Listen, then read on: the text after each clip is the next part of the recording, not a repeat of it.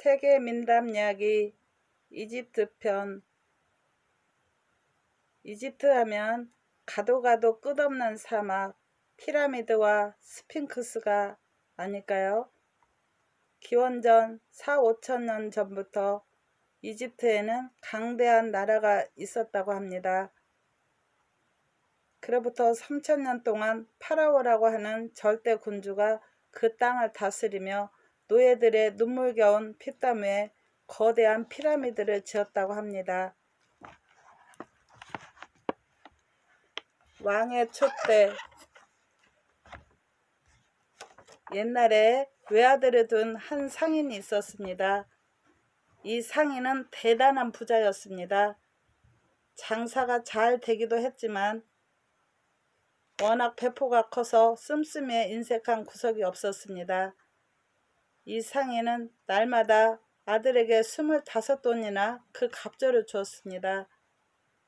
얘야, 이걸 몽땅 써버려라. 그리고 돈이 떨어지거든 내게 와서 달라고 해라. 그래서 아들은 날마다 돈을 물쓰듯 썼습니다. 아무리 임자없는 돈이라고는 하지만 이러다 보니 실증이 났습니다. 아들은 곰곰이 생각했어요. 아버지는 대체 어떤 분이시길래 이러실까? 이만한 액수를 벌기는 여간 어려운 일이 아닐 텐데 날마다 눈만 뜨면 적어도 25돈씩을 주신단 말씀이야. 그는 아버지에게 가서 말했습니다. 아버지, 이번에는 100돈가량 주시겠습니까? 아들이 밑도 끝도 없이 부탁하자 아버지가 말했어요. 주는 거야 어렵지 않다만 어디다 쓰려고 그러는 거냐? 멀리 가서 장사나 해볼까 합니다. 장사라니? 왜 그리 멀리 가서만 하려고 하느냐? 너는 아무것도 신경 쓸 거 없이 그저 내가 주는 돈이나 풍풍 쓰면서 속 편하게 살면 안 되느냐? 아닙니다, 아버지. 난 밖으로 멀리 가서 장사를 해야겠습니다. 아들의 작정이 굳었으므로 아버지는 말릴 수가 없었습니다. 그는 아들에게 100돈을 내주었습니다. 그의 마누라는 아들에게 값진 목걸이를 걸어주었어요. 그리고는 일렀습니다. 어느 때든 돈이 더 필요하거든 이 목걸이를 팔아 쓰거라. 이리하여 아들은 돈과 목걸이를 받아지고 길을 떠났습니다. 그러나 그는 하루 만에 돈을 모조리 날리고 말았습니다. 어디다 썼느냐고요? 허랑방탕하게 술을 먹고 여자에게 돈을 뿌리진 않았어요. 가다가 차마 그대로 지나칠 수가 없어서 웬 가난한 사람들에게 골고루 나눠주고 만 것입니다. 이제 그의 몸에 남은 것이라고는 목걸이뿐이었어요. 젠장, 이제 내 재산이라고는 목걸이뿐이로구나. 장사는 시작도 해보기 전에 무일푼 빈털터리가 되고 말았어. 다시 집으로 돌아가 아버지한테 돈을 타올까? 아니야, 이대로 곧장 버텨보는 거야. 그거야말로 세상책이지. 그는 마음을 모질게 먹고 강둑을 따라 걸었습니다. 그는 계속 걷고 또 걸었어요. 그러다가 한 어부를 만났습니다. 그가 어부에게 말했습니다. 아저씨, 내 운수가 어떨지 점이나 쳐보게 나를 위해 한 번만 그물을 던져주세요. 어부가 그를 위해 힘껏 그물을 던졌습니다.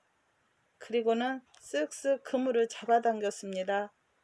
그물은 힘 하나 안 들이고 끌려왔어요.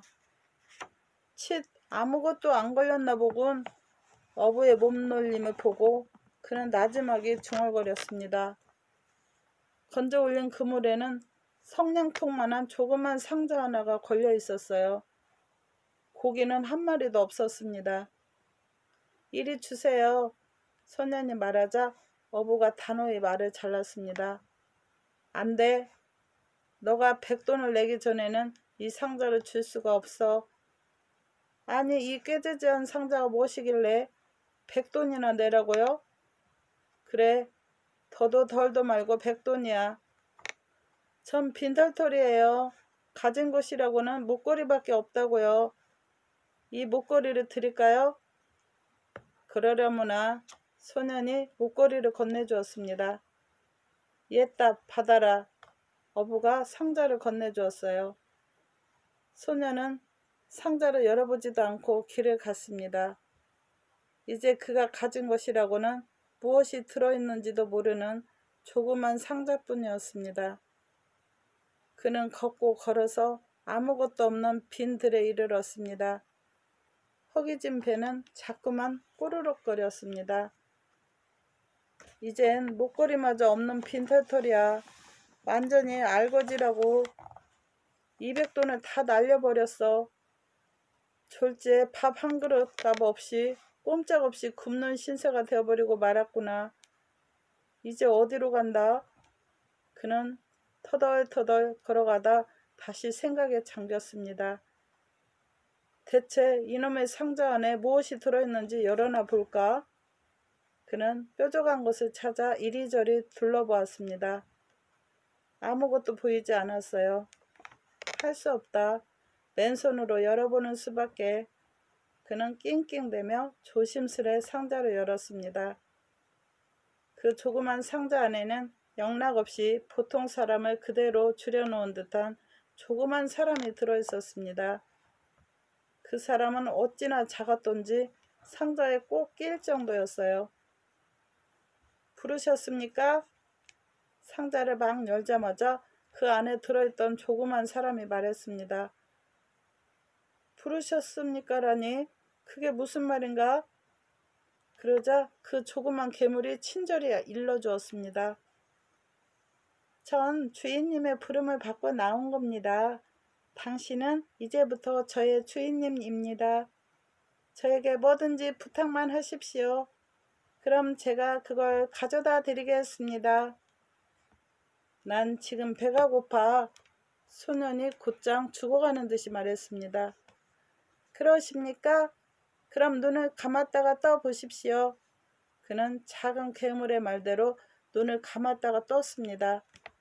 그러자 웬걸 눈앞에 어느새 진수성찬이 차려진 상이 떡 버티고 있는 게 아니겠습니까? 놀랍다.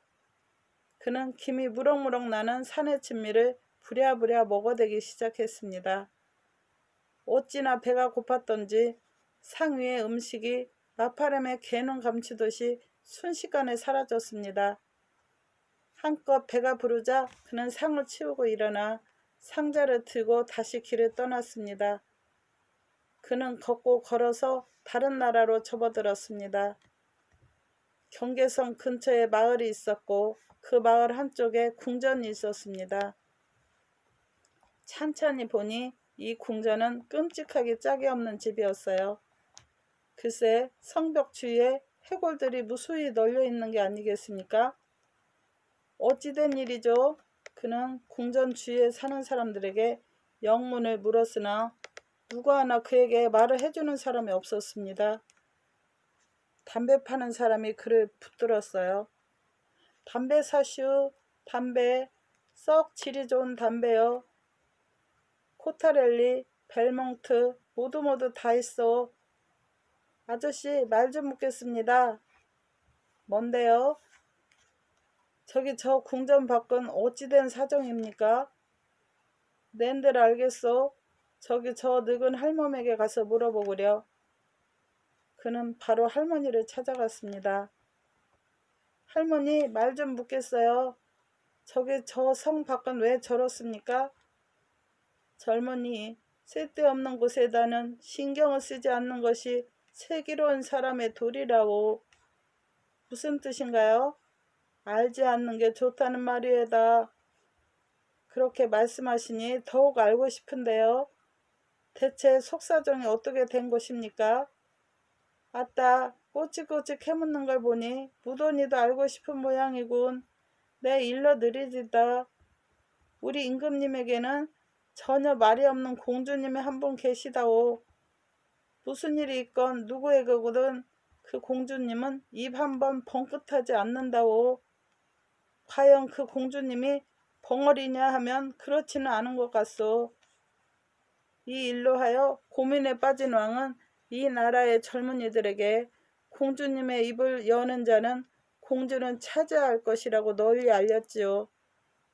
사흘 동안 공주님과 함께 지내면서 공주님이 즐겁게 말하도록 하는데 성공하는 젊은이가 공주님을 차지하는 것이었다오.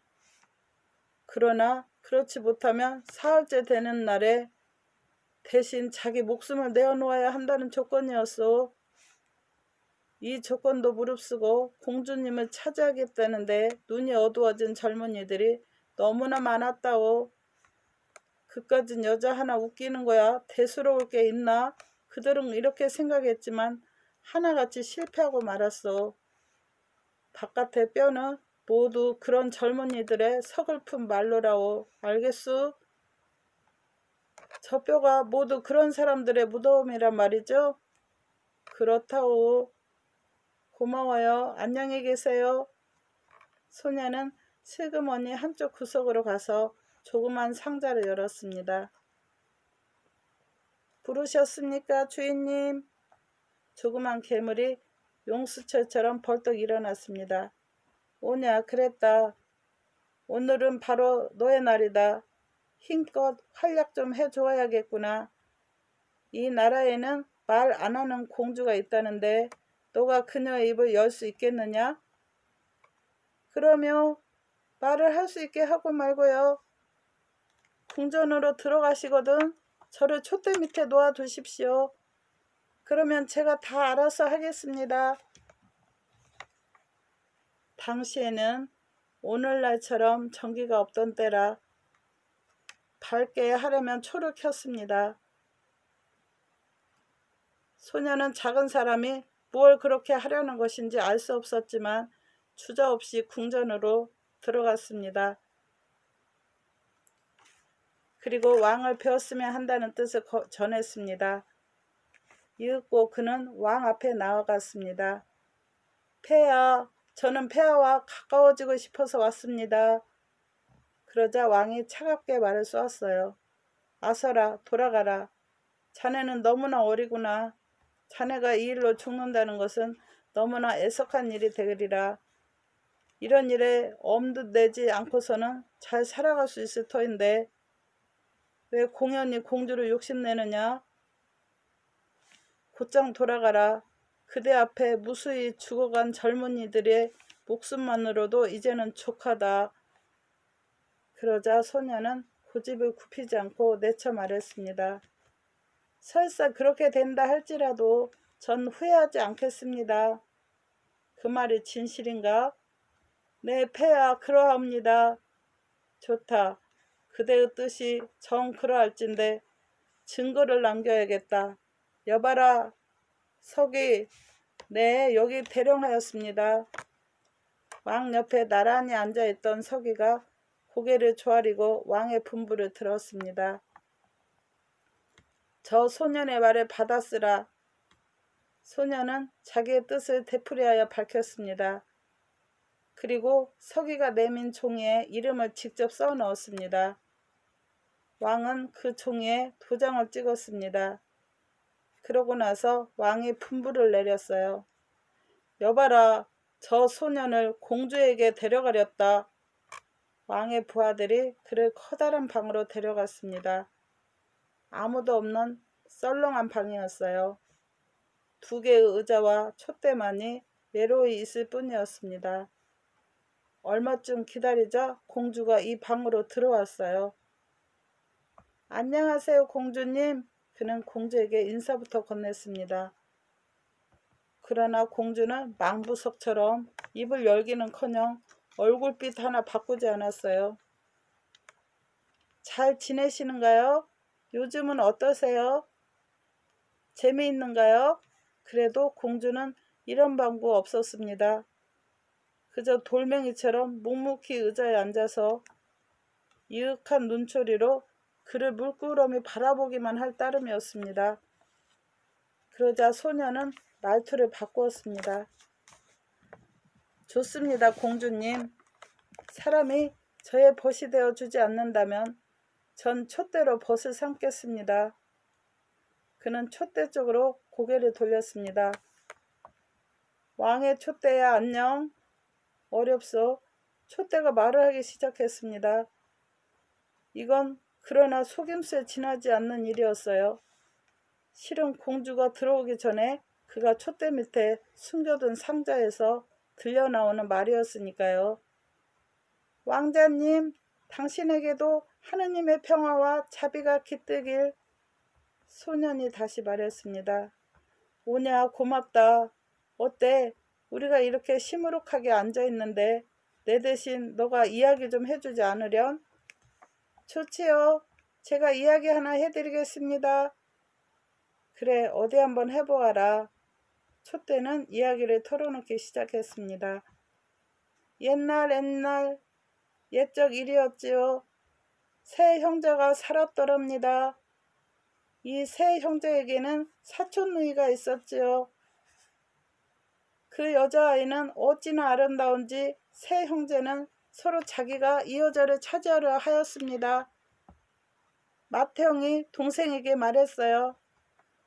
난 사촌을 신부로 삼아야겠다. 그러자 둘째가 덤볐습니다. 무슨 소리예요, 형님? 사촌은 제가 차지해야겠어요. 셋째도 지지 않고 우겼습니다. 떡 줄 사람은 생각지도 않는데 지레 진덕들 마세요. 사촌은 저의 신부라고요.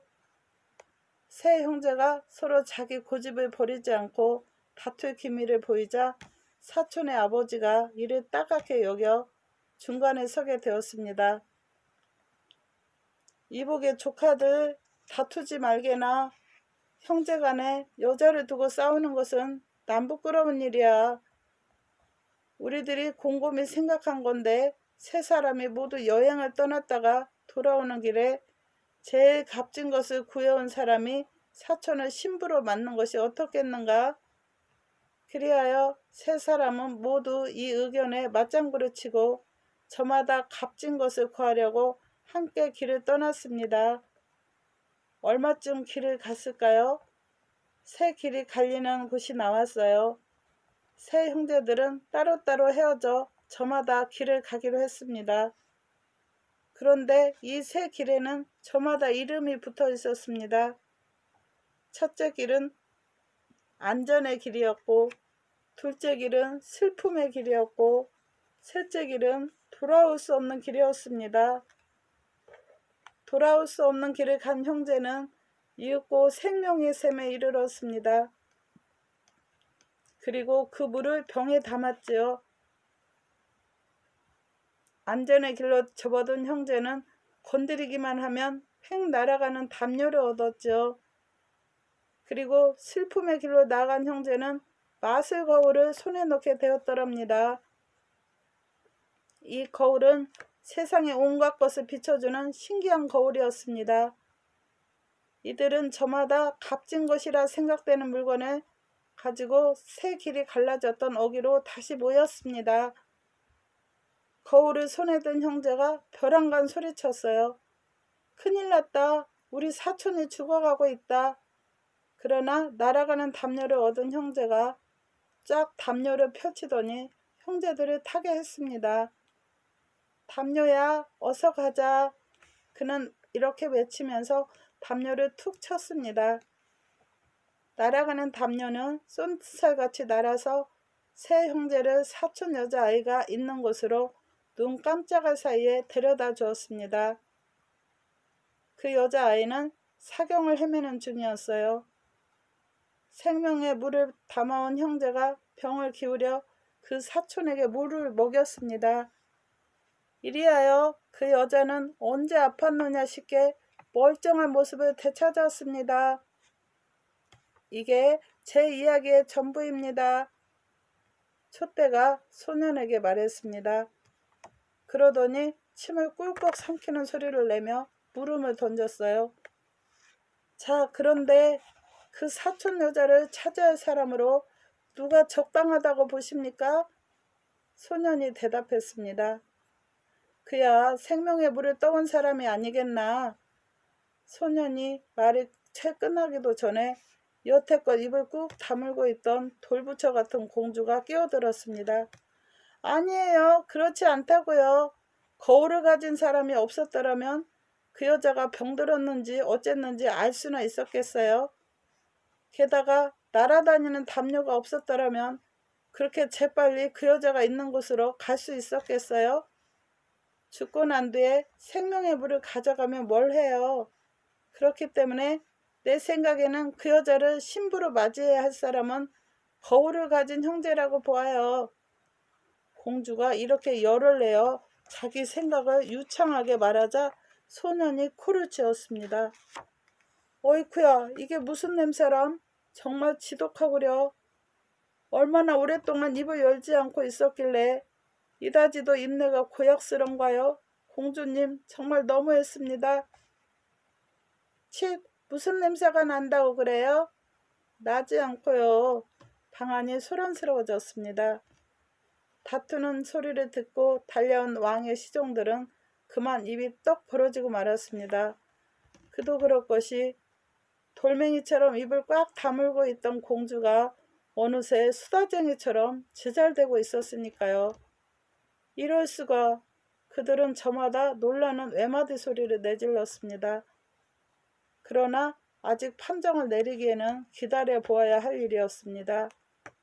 내일 모레까지 역시 공주가 입을 열어 말을 계속해야 마지막 날에 결혼이 허락될 것이었으니까요.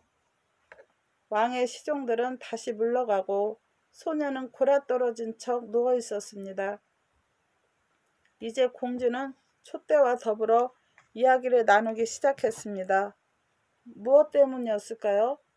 그녀는 촛대가 소년에게 대해준 것처럼 자기에게도 그렇게 해주기를 바랐지요. 촛대야, 안녕. 촛대는 말이 없었어요. 촛대야, 안녕. 안녕. 그래도 촛대는 꿀먹은 벙어리였습니다. 그녀는 그만 화가 나서 촛대를 마구 때리기 시작했습니다. 이리하여 촛대는 부서지고 말았어요. 아침이 되자 우리의 친구 소녀는 부서진 촛대에서 슬그머니 상자를 집어 올렸습니다.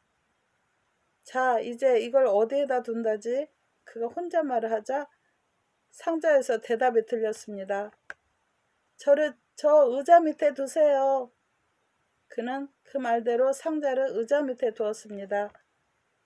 밤이 되자 공주가 다시 방으로 들어왔어요. 소녀는 공주를 붙들고 이야기를 시작했습니다. 그러나 그가 이야기를 하면 할수록 공주는 말이 없어졌습니다. 마침내 소녀는 할 수 없다는 듯이 말했어요. 좋아요. 사람이 제 친구가 되어주지 않는다면 저는 저 의자와 말벗을 삼으렵니다. 그가 의자 쪽으로 고개를 돌리자마자 기다렸다는 듯이 의자가 말을 꺼냈습니다. 안녕하세요, 왕자님. 그래, 안녕. 오늘 또 우리에게 재미있는 이야기 하나 들려주련. 그러지요. 의자는 말을 하기 시작했습니다. 옛날 애정 일이에요. 세 사람이 함께 길을 가고 있었더래요. 이 사람들의 신분을 볼짝시면 한 사람은 목수고 한 사람은 재단사이고 나머지 한 사람은 셰이크였답니다. 셰이크란 회교에서 성인보다는 못하지만 믿음이 두터운 사람, 신자를 말합니다. 이들은 이윽고 아무도 없는 들판에 이르러 어쩔 수 없이 하룻밤을 묵게 되었더랍니다. 사나운 짐승이나 도적들을 만날지 모를 일이었으므로 그들은 세 사람이 돌아가며 보초를 서기로 했어요. 두 사람이 먼저 잠들고 나머지 한 사람이 보초를 섰더랍니다. 맨 처음 보초를 선 사람은 목수였죠.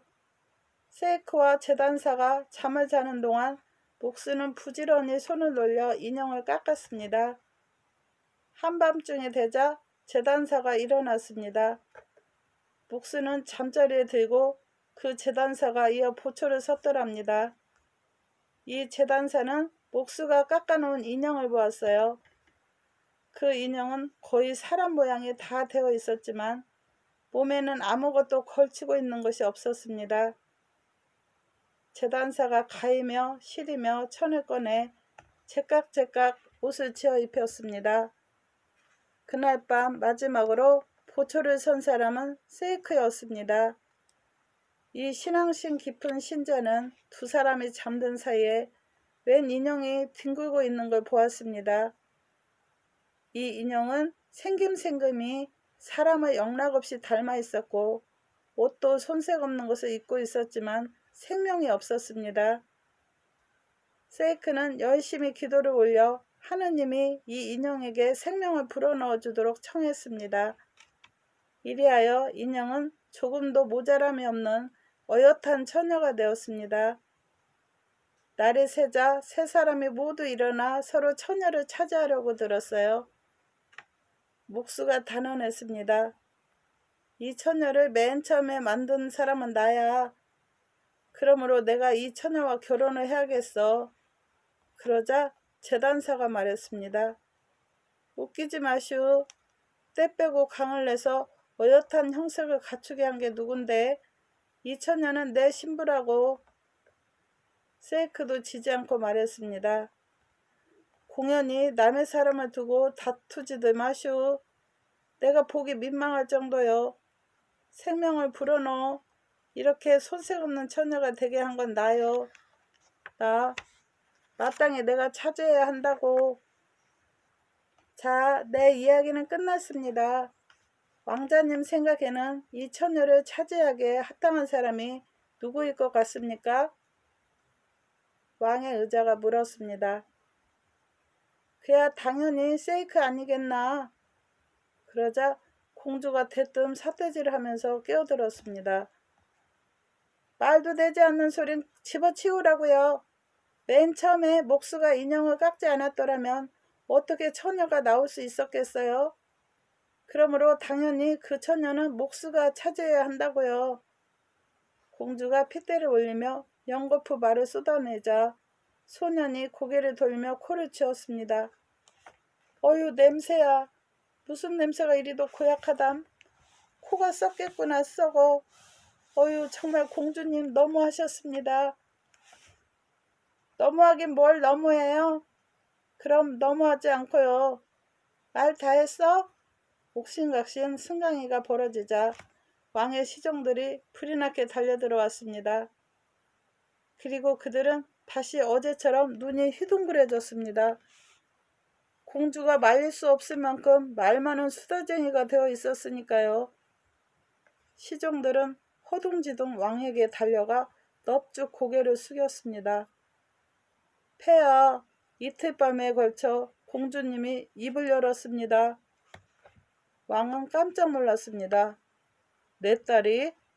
그럽사옵니다 폐하. 그래, 사흘째 밤에는 짐이 친히 지켜봐야겠구나. 공주가 일단 입을 열자 소녀는 다시 골아떨어진 척하고 자리에 누웠습니다. 그러자 공주는 의자와 말을 나누려고 하였습니다. 왕의 의자야. 공주가 의자를 불렀지만 의자는 대답이 없었어요. 왕의 의자야 안녕.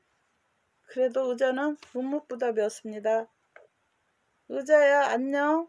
안녕. 공주는 다리를 붙들고 의자를 흔들었지만 소용이 없었어요. 의자는 그저 의자의 따름이었죠. 화가 난 공주는 마구 의자를 흔들어 마침내 부숴버리고 말았습니다. 아침에 눈을 뜬 소녀는 상자를 주워들고 망설였어요. 이걸 어디에 둔다지? 그러자 상자에서 조그만 소리가 들려왔습니다. 저를 주인님의 터반, 머리에 쓰는 장식 수건 안에 넣어두세요. 그러면 조금 공주도 어찌할 수 없을 겁니다. 이리하여 소녀는 그 말대로 상자를 터반 안에 넣었습니다. 성냥갑 크기만한 조기만한 상자였으므로 그렇게 감추어두어도 어색한 점이 전혀 없었습니다. 그날 밤, 그러니까 사흘째 된 날 밤이 되자 공주가 다시 소년이 있는 방으로 들어왔습니다. 그리고 이어서 왕도 들어왔습니다. 왕이 공주에게 말했어요. 내 딸아, 내가 아끼는 딸아, 지난 밤에도 이틀째에 걸쳐 이야기를 하였다는 말을 들었다. 자, 어서 이야기해 보거라. 왕의 말에 공주는 그나마 벌리고 있던 입마저 꽉 다물고 말았습니다. 소년이 말했어요. 공주님, 다정한 우리의 친구 공주님, 자, 지난 밤에도 안녕하셨는지요? 그러나 공주는 여전히 다문입을 열지 않았습니다. 왕은 그만 답답하여 나가버리고 말았습니다. 좋아요. 그러시다면 할 수 없죠. 이젠 촛대도 의자도 없어지고 말았으니 내가 친구 삼을 것이라고는 아무것도 이 방에 없군요.